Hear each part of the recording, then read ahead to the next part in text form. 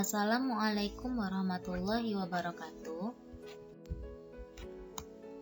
Baiklah, kami dari kelompok 3 akuntansi biaya akan menjelaskan mengenai materi tentang perilaku biaya dan estimasi biaya yang beranggotakan Suci Rahmadia, NIM 3715158 akan menjelaskan tentang perilaku biaya. Tanti Afriani, NIM 3791160 akan menjelaskan tentang macam-macam biaya. Intan Nur Istiqomah 3791193 akan menjelaskan tentang estimasi biaya. Baiklah, pertama kita akan menjelaskan tentang perilaku biaya. Perilaku biaya itu sendiri adalah cara biaya berubah dalam hubungannya dengan perubahan penggunaan aktivitas. Perilaku biaya merupakan hal yang penting dalam pengambilan keputusan, estimasi biaya di masa yang akan datang, dan evaluasi terhadap pelaksanaan di masa lalu. Macam-macam biaya antara lain, yang pertama, biaya tetap. Maksudnya di sini adalah biaya yang jumlah totalnya tetap dalam rentang yang relevan ketika tingkat output aktivitas berubah. Rentang yang relevan adalah rentang output di mana asumsi hubungan biaya atau output berlaku, seperti biaya listrik, biaya penyusutan, dan biaya sewa gedung.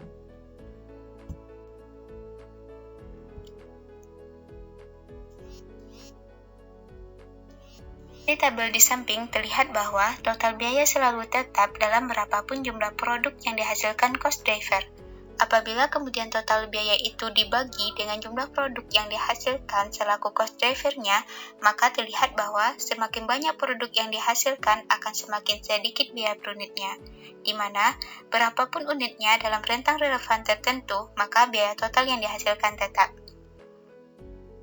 Biaya tetap dapat dikelompokkan menjadi 2 bagian. Pertama, biaya tetap berkomitmen. Biaya tetap berkomitmen merupakan biaya tetap yang tidak mudah diubah dan melibatkan kontrak jangka panjang, meliputi biaya-biaya tetap yang berhubungan dengan investasi dalam fasilitas, peralatan dan struktur organisasi sebuah perusahaan, biaya sewa mesin, gedung, dan sebagainya. Yang kedua yaitu biaya tetap diskresioner, merupakan biaya tetap yang dapat mudah diubah, meliputi biaya-biaya tetap yang timbul dari keputusan-keputusan tahunan manajemen untuk membelanjai bidang-bidang biaya tertentu seperti biaya iklan, biaya penelitian, dan pengembangan serta biaya pelatihan karyawan. B. Biaya variabel. Biaya variabel yaitu biaya yang secara total berubah secara profesional dengan perubahan dalam tingkat output driver aktivitas, sedangkan biaya per unitnya tetap dalam batas relevan tertentu. Dari tabel di samping, terlihat bahwa semakin besar jumlah produk yang dihasilkan cost driver, maka semakin besar pula biaya total yang dikeluarkan, dan demikian juga sebaliknya. Dan pada tabel di samping, terlihat pula bahwa biaya per unit atas produk tersebut adalah tetap.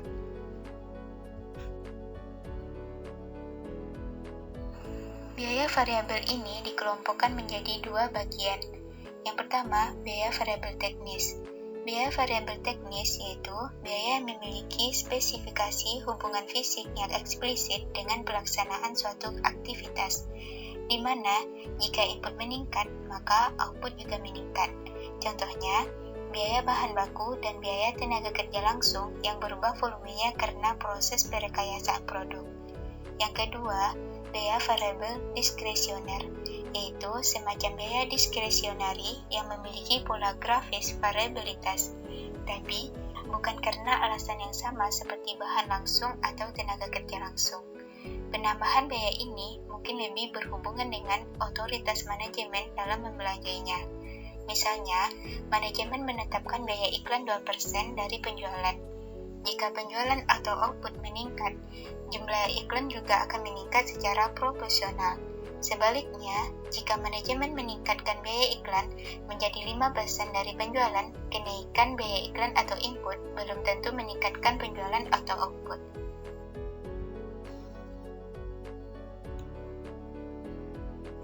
C. Biaya semi variabel.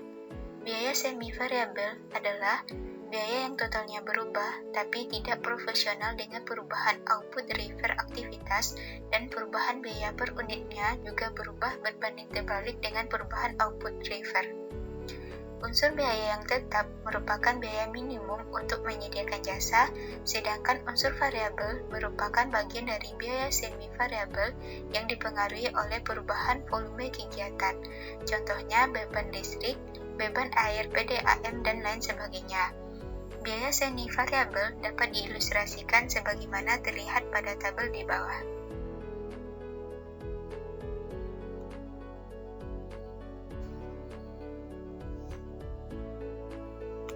Baiklah, kita akan masuk kepada estimasi biaya. Baiklah, saya akan membacakan materi selanjutnya, yaitu tentang estimasi biaya. Estimasi biaya merupakan perkiraan tentang seberapa besar kebutuhan biaya yang dibutuhkan untuk menyelesaikan suatu pekerjaan atau kegiatan tertentu.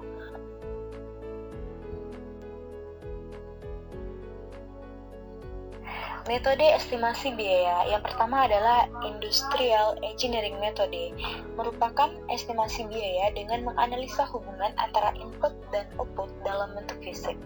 Yang kedua, Convergence Method, yaitu estimasi biaya berdasarkan analisis dan pendapat mengenai biaya dan cost driver yang dikumpulkan dari berbagai departemen dalam perusahaan. Yang ketiga, Account Analysis Method, yang adalah estimasi biaya dengan mengklasifikasikan akun biaya pada buku besar pembantu sebagai biaya variabel. Yang selanjutnya, Quantitative Analysis Method, estimasi biaya menggunakan analisis kuantitatif yang menggunakan metode matematis formal untuk penyesuaiannya. Selanjutnya, langkah-langkah untuk membuat estimasi biaya. Yang pertama, kumpulkan data yang diperlukan dan yang berkaitan. Yang kedua, estimasi sebelum dilakukan perhitungan harus tahu kondisi lapangan. Yang ketiga, membuat sistem dan tabel untuk memudahkan perhitungan volume dan harga satuan. Yang keempat, membuat perhitungan volume tiap pekerjaan atau satuan volume pekerjaan, contohnya meter, kilogram, ton, liter, dan lain-lain. Selanjutnya, membuat perhitungan satuan tiap pekerjaan. Kemudian, membuat daftar upah tenaga kerja dan harga bahan baku alat. Selanjutnya, membuat perhitungan volume dikali harga satuan. Kemudian, menjumlahkan harga tiap jenis pekerjaan. Yang terakhir adalah membuat rekapitulasi jenis pekerjaan dan biaya. Terima kasih. Assalamualaikum warahmatullahi wabarakatuh.